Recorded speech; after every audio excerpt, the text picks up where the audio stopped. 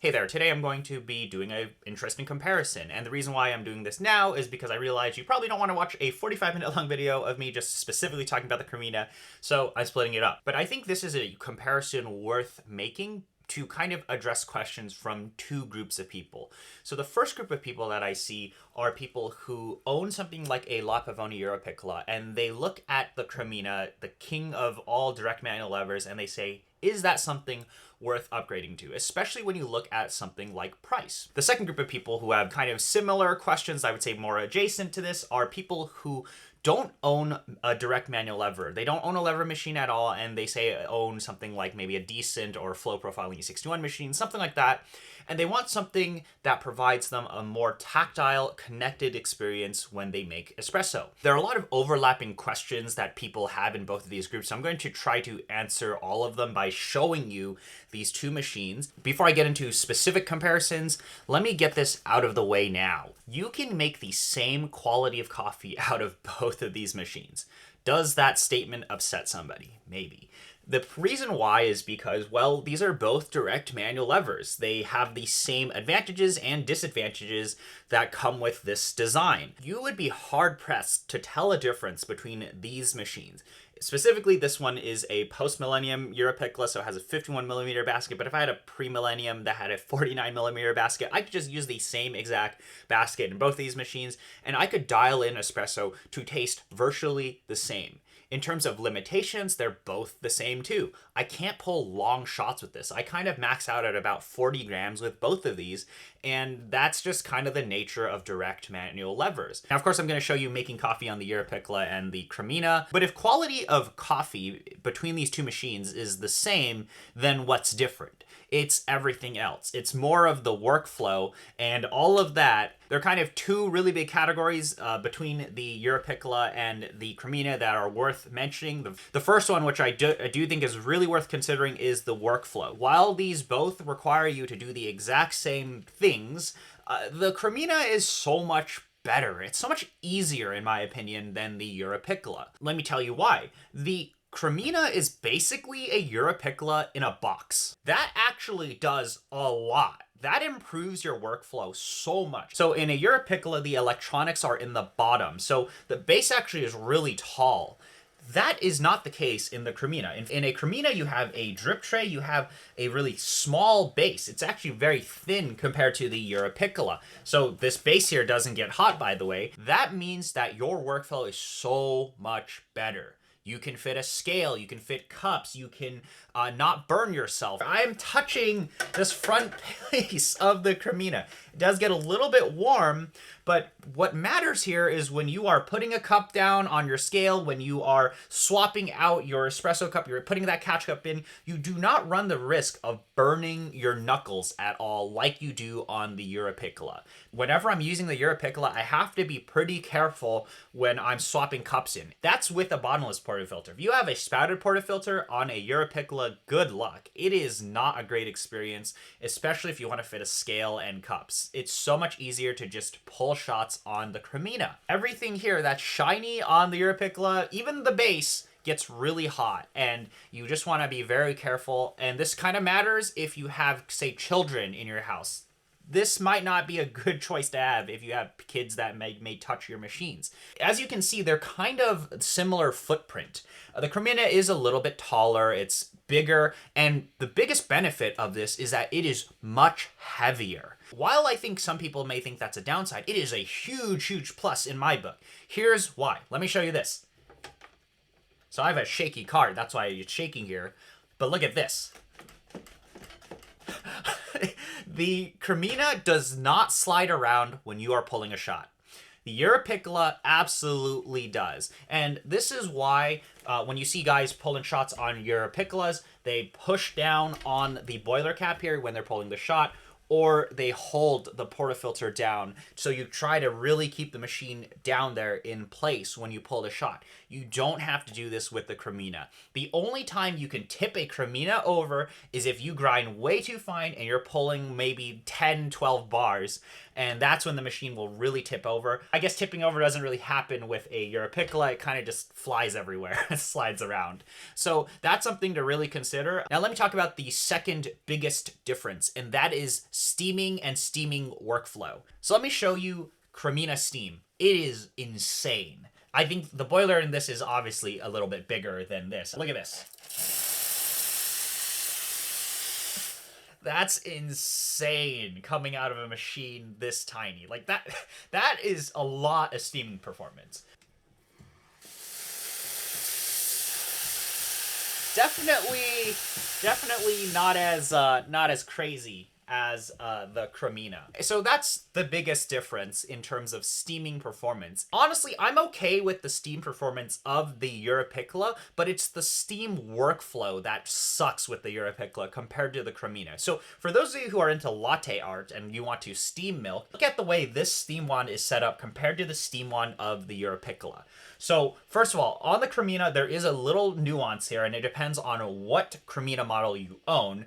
This is a 67 1971 model, and they swapped the placement of the steam valve here, I believe in maybe the late 70s, to a more angled style. So with the straight style steaming knob here, there's not a lot of space here when you are opening the valve. So you do run the risk of taking your knuckles and running them against the group head here, and you'll burn yourself. So that's why they moved it, I believe, up here in the later models. But so having this actually is just this assembly itself. It makes the experience of steaming on a Cremina infinitely better than a Europiccola, because you can take your pitcher and you can rest it against a contact point here. So for those of you who know anything about latte art and steaming, check out Lance Hendrick's video about that. You can take your pitcher and rest it against a contact point. You can get so much more consistent steaming. You cannot do any of that on a Europiccola. If you pull up here, look at that. How am I supposed to? It's so hard. So this steam wand moves around, and that is the biggest issue with steaming here. So I feel like it's just so much harder. But if you do get the angle right on that, it works perfectly fine. Same thing with this. In addition to that, on this, you can actually adjust the angle more, so you can pull this out a bit more. And of course, you can put a single hole, 2-hole, 3-hole on both of these. Both of these have the same performance when it comes to espresso making. There are some nuances which I want to cover, and they're related to flow rates as well as thermal stability. So depending on which Europiccola model you have, this here is a post-millennium model, your machine may not be as temperature stable. So this machine here, I found my Europiccola here to fluctuate around that 80-85 Celsius range in the group head. And when you pull a shot, it will rise up all the way to 90-95 Celsius. And then it takes a fair amount of time, I would say around 5 to 7-ish minutes before it returns back to that original 80 degrees Celsius range. On the Cremina, even though this is 1971, this is about 30 years older than this Europiccola here, it seems to return back to temperature, which on this is also in that 75-80 range, much quicker. I would say around 3-ish minutes on this. But basically, you have the time on both of these to prep another puck, get set up, and all of that. So I don't really think temperature, returning back to temperature and temperature stability, at least on the post-millennium comparison to this, makes too big of a difference. What does matter is if you have a pre-millennium. If you have a pre-millennium, I don't have one here, you're going to need to turn that machine off to drop the temperature, or put a cold towel over the group or something to try to keep that temperature down. Whenever I'm done pulling shots on the Europiccola, I turn it off when I'm done. Even though this is supposed to be a stronger machine in terms of stability and just leaving it on because it's a post-mill, I don't feel super confident about just leaving this machine on for more than like an hour or two. This thing, I feel confident just leaving it on all day. And that's really cool to say about a machine like this because I just think it's so much more temperature stable. So your boiler water just won't like kind of disappear if you leave your machine on for an entire day, for example, which is really awesome to say. I don't really think this affects performance at all or quality that you can get in cup. And that is flow rate, and that's your initial flow rate when you lift up the lever, when you're filling the basket. Cremina here, I've measured 22, 23 mils per second. Europiccola here, I've measured about 17 to 19 mils per second. Does that really make a difference? I don't really think so. But you're getting that standard lever fast fill, and you're getting those thick bodied shots out of both of these, and you can get the exact same performance. Some other things to add on this are user serviceability. So I would argue that both of these machines are both really easy to work with, and they both are very user serviceable, which means that the lifespan, and in fact, this is 50 years old, this is about 20 something years old, they both are really good in terms of longevity. They're really great to repair, and it's just like, these are machines that can keep going and going and going. I would not be surprised if this Cremina kept working for another 50 years. These are absolute just joys to use, and they are pieces of craftsmanship. So they will last forever and ever, and you, if you're mechanically handy enough, you can definitely repair these. This is definitely worth talking about is asbestos. So pre-1983 Creminas can have asbestos. You do want to make sure you remove that. With Europiccolas, there can be asbestos, but honestly, Europiccolas that have asbestos, you should be avoiding those anyway. They're not, don't consider those at all. Spend a little bit more money. Let me now pull a shot on the Cremina. My group head temperature here has always hovered around that 75-80 Celsius world, but of course with these machines you can always just pump it to increase your group head temperature, and that might be preferable for some of you pulling lighter roast coffees. But today I'm just going to be pulling this Dune Hacienda La Papaya. I'm going to just be pulling 14 grams in here. And I'm going to be using a pretty standard lever profile, just probably actually only about 6 bars, because I've been really liking these fruitier coffees at lower pressures. Seems to always generate just a very enjoyable cup from him. I'm using Laube Coffee's tampers. Going to be making a video with him showing off his really awesome tampers. I have the 49mm tamper and the 51mm tamper. So this is what I've been using with the Cremina and the La Pavoni. They go into the hundredths digits for how accurate they are. But another really cool product that he has is his dosing funnel. So I use his dosing funnel on for Cremina. Now, as I've mentioned, you can definitely make both of these machines taste the exact same. If you pull the shot the same exact way, you do that in the nice profiles, you're going to get the same results, I would argue. It's pretty hard to differentiate between a Cremina shot and a La Pavoni shot if you have the same temperature, you're pulling the same profile, and all of that. And it's like, just, oh, it's crazy. It's like super, super accurate there, which is awesome. And this is the biggest advantage of the Cremina here is, look at that.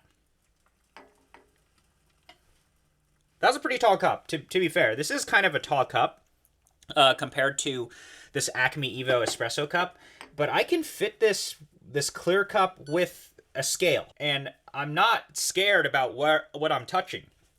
If I was using this, completely other story. If my hand slips, I'm touching the back boiler, I'm going to burn myself. But anyway, here we go. I'm going to pull a shot here. Hopefully I'm dialed in somewhere. I'm going to pre-infuse for about 10 seconds. Then I'm just going to ramp up to, I would say, about 6 bars. That's always nice. Okay, now I'm pushing that water through. And I'm just going to try to keep it at a flat 6 bars. And I'm only using one hand, which is awesome. Keeping it at that flat 6. Getting that ramp down as the puck starts to degrade. I'm just going to pull out to 28 grams or so. All right. And what's awesome with this is, like, I was just able to take this cup out easily. Because look at that. Look at that thick body, that crema that you get because of that lever profile. And I think you can kind of see the layering going down there. Looks beautiful. And I love this coffee. This is the Dune Hacienda La Papaya. Really nice and sweet coffee, especially when pulled at 6 bars. Definitely very fruity as well. And it's like, visually looks really nice. Love, love, love, love the profiles that you can get out of these lever machines. But we can just do the exact same thing on the La Pavoni. But yeah, that's kind of the workflow there. As you see, it was easy to pull a shot, easy for me to swap the cups in. And obviously I get a really dry puck here. Very simple, very straightforward. It's going to taste amazing. So is the La Pavoni, and that's what I'm going to show you now. All right, here is my La Pavoni Europiccola, and I'm going to be now basically doing the same thing. So this machine's also been on for a while, same amount of time as the Cremina, and it does fluctuate a little bit in terms of temperature. You do hear things kind of just go off and on. The boiler, it's pretty apparent. It's pretty loud up here. This is where that steam gets released.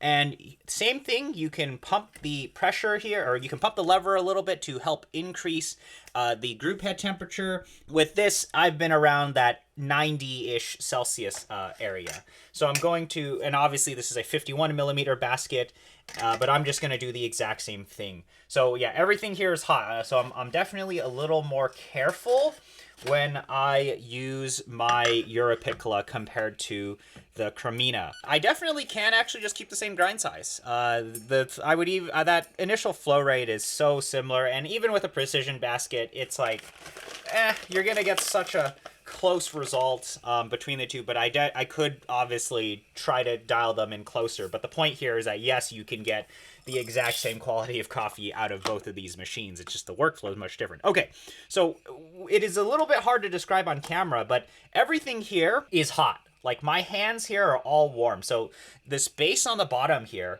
is pretty warm. Not super hot. Like over here gets much harder. Oh god, I kind of actually just like burned myself there. Anything back closer to this area is hot. Now, if you just started your Europiccola, you obviously want to bleed the water out.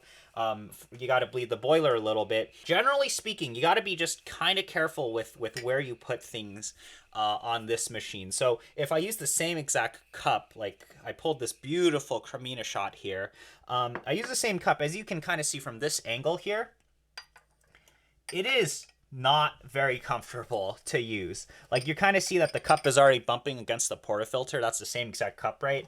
And like, it's just not as friendly of a workflow experience. And that's just because this is a smaller space here vertically. And I was pulling the Cremina shot also at that 90-ish Celsius, and now it's in that 90 Celsius range, which is awesome. So, and I'm gonna aim for the same thing where I'm gonna do like a 10-ish second pre-infusion, and then I'm going to just do a pretty light ramp and run at a flat 6-ish bars, which I think is 6-ish bars because I don't have a pressure gauge on my Europiccola. But yes, as you can see there, if you can, super precise puck, nothing on the edges there because of the precision Lauby tamper. Okay, here we go. So I keep forgetting sometimes that you have to lock in clockwise, not counterclockwise, but that is the biggest difference here. I think that's good. Here we go. Gonna lift up on the lever. As you see, the machine already started moving. That is the reality with these La Pavonis, is they're tiny. And I'm definitely going to need to keep the machine, or I'm going to need to hold down on the machine to make sure that it does not move around. But I'm also just going to pull this to 28 grams. I think this... whoa, okay. Pulled a little long by accident because I could not find my catch cup. But look at that. This could have used a slightly finer grind due to the basket I have in this portafilter. That's nice looking. Same thick body texture that you get out of the Cremina. And that's just because we're pulling a nice lever profile. And you see that beautiful layering there. Beautiful crema. Looks nice. Just gave it a swirl. This Cremina shot's been sitting around for a little, but really nice from both of these machines. But yes, dry pucks, because lever machines, which is awesome. This is why you should buy a lever. So I've been really enjoying the espressos coming out of both the Cremina and Europiccola. If you saw in that close-up of those espresso shots, like, oh, really nice layering, really nice texture, and you definitely get all of that because you're using a nice direct manual lever. Now, of course, with both these, you can target those pressures, and you can pull whatever you want. You can get the same quality of coffee out of both these machines, and it's just, they're so enjoyable to use. But the thing with the Cremina is that, you know, it is the king, I would argue, or the most prestigious direct manual lever you can buy. And these two are the most popular manual lever machines that I think exist. Obviously, you got to consider price. Price is something that's so hard to discuss because it's what is valuable to you. And it's very difficult for me to communicate to you what is the difference. And really, this is something I will have to tell you. You need to try these machines in person. For me, I think the workflow of the Cremina and the steaming performance of the Cremina and temperature stability are what makes it a better machine than the Europiccola. Both of them, you can get the same result here. And honestly, it's less so of the machine at that point. It's more on you because of how much control you can get. So if you have the great skills, you can get good coffee out of both of these machines. However, if you already own a Europiccola, I see no reason for you to buy one of these unless you want the better workflow or you want clout or whatever. What is different is the quality of life and, of course, steaming. I would pick that over the Europiccola every single day because I just don't like burning myself, and I don't like how things feel so cramped on a Europiccola. I don't like how the machine moves around. But if I were to take a step back and look at it from a value perspective, I think the Europiccola is such a great buy because you're getting such good cups out of a machine that's so small. And you know what? It's a lot of fun.